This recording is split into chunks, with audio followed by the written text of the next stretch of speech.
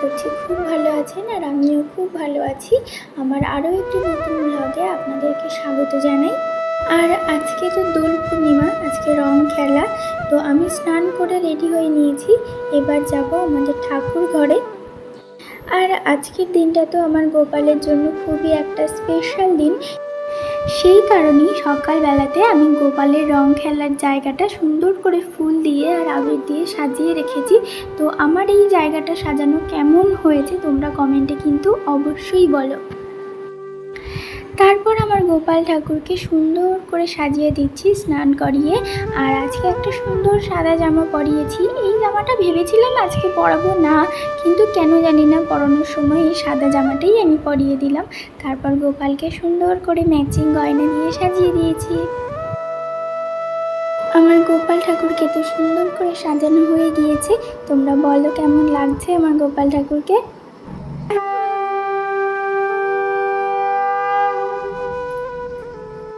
তারপর সকল ঠাকুর দেবতাদেরকে ভোগ দিয়ে তারপর আমি চলে এসেছি তুলসী তলায়।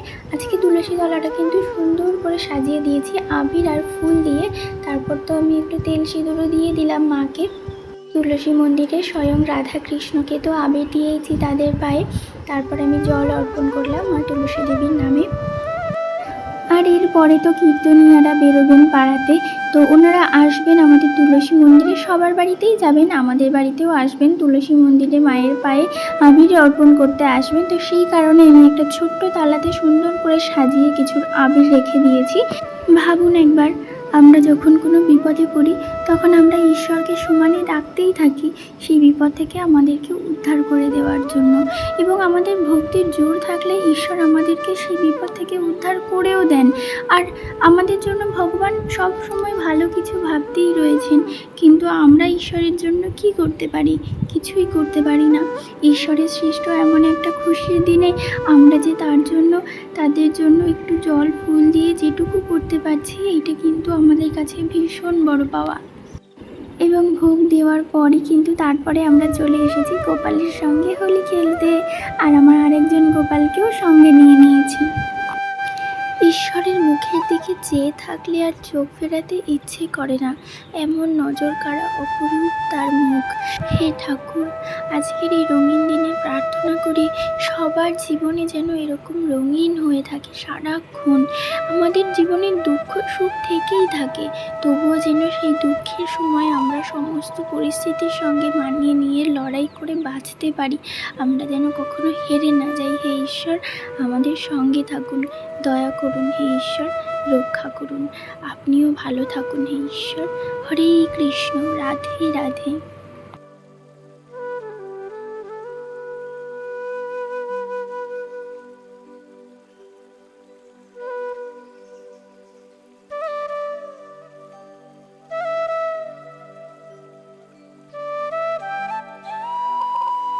এখন আমরা যাচ্ছি আমাদের মায়ের বাড়ি, আমাদের সকলের মায়ের বাড়ি।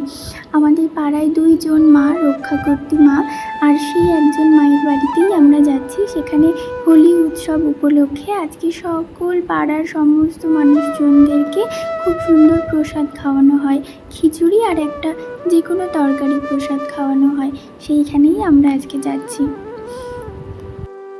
আর আমাদের পাড়ার 2 রক্ষাকর্ত্রী মা কিন্তু ভীষণ জাগ্রত। আমরা গল্প করতে করতে চলেও এসেছি মায়ের বাড়ি, এবং আমরা অনেক লেটে এসেছি, যার জন্য এখন অনেক ফাঁকা হয়ে গিয়েছে মন্দির।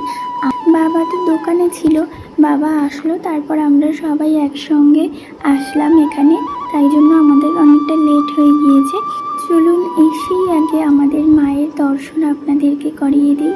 আমাদের মা ভীষণই জাগ্রত। এই যে মায়ের যজ্ঞকুণ্ড, এখানে যখন প্রতি অমাবস্যাতে যজ্ঞ হয় তখন যজ্ঞের মধ্যে কিন্তু মায়ের দর্শন পাওয়া যায়। জয় মা।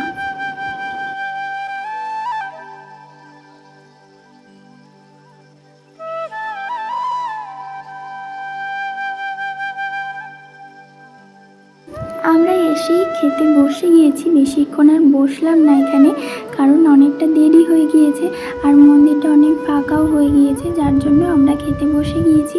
আর এই যে রয়েছে আজকের এক একজন মহানায়ক। আজকের এই শুভ দিনটা কিন্তু আমার এভাবেই কাটলো সারাদিন।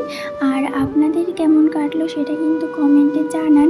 আর আমার এই ভিডিওটা আপনাদের কেমন লাগলো সেটাও কিন্তু অবশ্যই কমেন্টে জানান। ভালো লাগলে অবশ্যই একটা লাইক, কমেন্ট, শেয়ার করবেন। টাটা।